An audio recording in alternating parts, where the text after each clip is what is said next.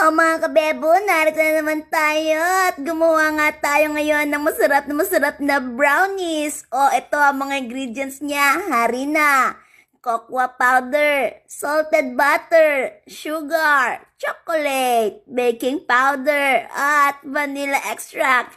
Halu-haluin lang yan na maigi at kapag mahalo na, ilagay nyo lang sa baking pan. Ayan, dahan-dahan nga mga kabebo. Kapag nailagay nyo na, i-flat nyo lang ng ganyan. Pahira ng onte. Ayan, hanggang sa maging flat siya. Kapag okay na, pwede nyo na rin siyang lagyan ng toppings neto. Katulad neto. Ayan mga kabebo.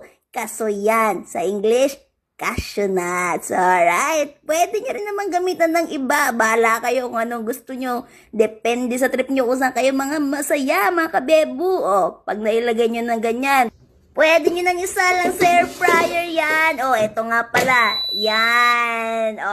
Ang gagawin nyo lang yan, isi-set nyo lang yan 170 degrees for 15 minutes. Okay, kung wala naman kayong air fryer, pwede nyo rin naman gumamit ng oven. Or kung wala kayong oven, wag na lang kaya kayong gumawa ng brownies.